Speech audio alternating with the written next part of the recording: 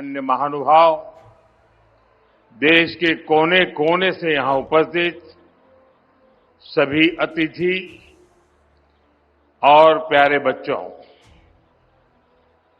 आज देश वीर बाल दिवस मना रहा है।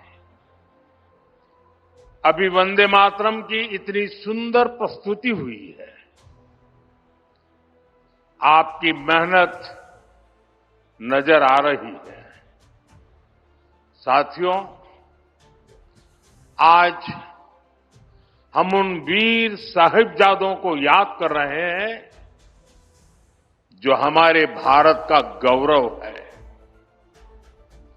जो भारत के अदम्य साहस, शौर्य,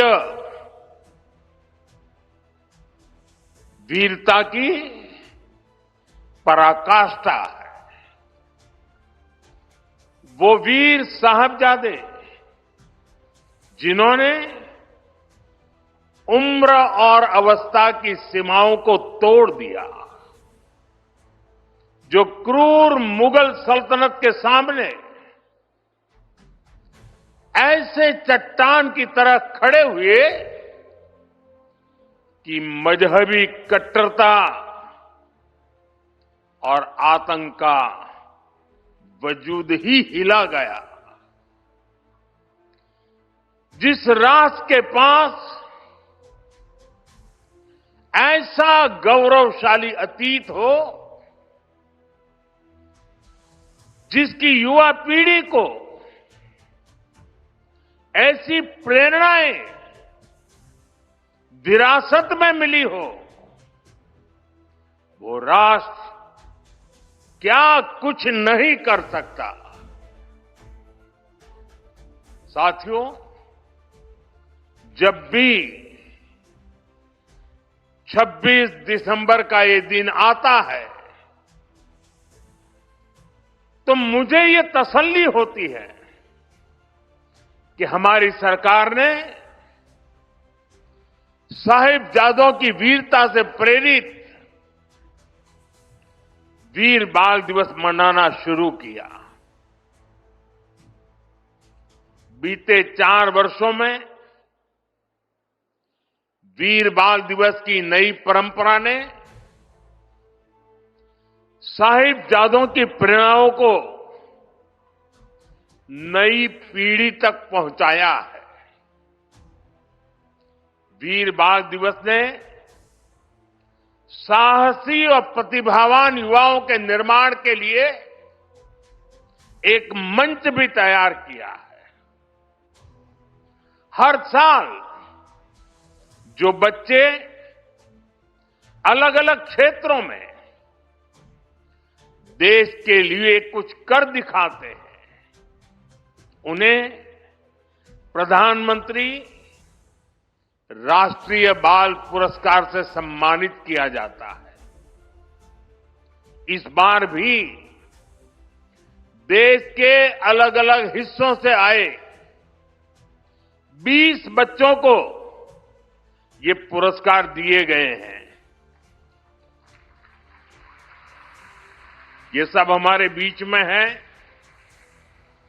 अभी उनसे काफी गप्पे गोष्ठी करने का मौका मिला और इनमें से किसी ने असाधारण बहादुरी दिखाई है, किसी ने सामाजिक सेवा और पर्यावरण के क्षेत्र में सराहनीय काम किया है।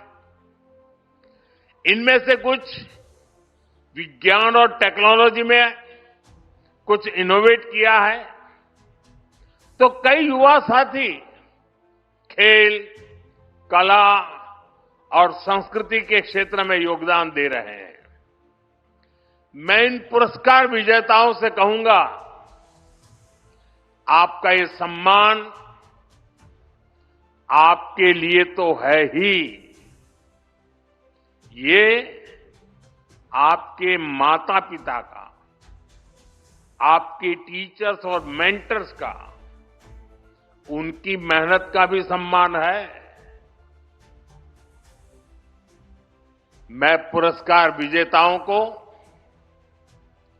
और उनके परिवारजनों को उज्जवल भविष्य के लिए अनेक अनेक शुभकामनाएं देता हूं।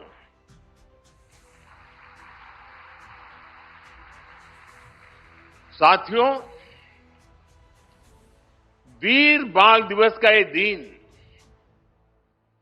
भावना और श्रद्धा से भरा दिन है। साहिबजादा अजीत सिंह जी, साहिबजादा जुझार सिंह जी, साहिबजादा जोरावर सिंह जी और साहिबजादा फतेह सिंह जी छोटी सी उम्र में इन्हें उस समय की सबसे बड़ी सत्ता से टकराना पड़ा। वो लड़ाई भारत के मूल विचारों और मजहबी कट्टरता के बीच थी। वो लड़ाई सत्य बनाम असत्य की थी। उस लड़ाई के एक और दशम गुरु श्री गुरु गोविंद सिंह जी थे। दूसरी ओर क्रूर औरंगजेब की हुकूमत थी।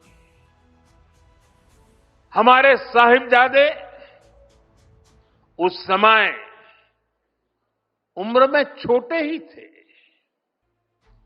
लेकिन औरंगजेब को, उसकी क्रूरता को इससे कोई फर्क नहीं पड़ता। वो जानता था उसे अगर भारत के लोगों को डराकर उनका धर्मांतरण कराना है तो इसके लिए उसे हिंदुस्तानियों का मनोबल तोड़ना होगा, और इसलिए उसने साहिबजादों को निशाना बनाया। लेकिन साथियों, औरंगजेब और उसके सिपह सालार भूल गए थे हमारे गुरु कोई साधारण मनुष्य नहीं थे। वो तप त्याग का साक्षात अवतार थे। वीर साहिबजादों को वही विरासत उनसे मिली थी।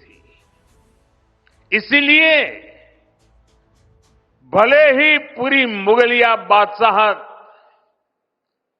पीछे लग गई, लेकिन वे वो चारों में से एक भी साहिबजादे को डिगा नहीं पाए। साहिबजादा अजीत सिंह जी के शब्द आज भी उनके हौसले की कहानी कहते हैं। नाम का अजीत हूं, नाम का अजीत हूं, जीता ना जाऊंगा, जीता भी गया तो जीता ना आऊंगा।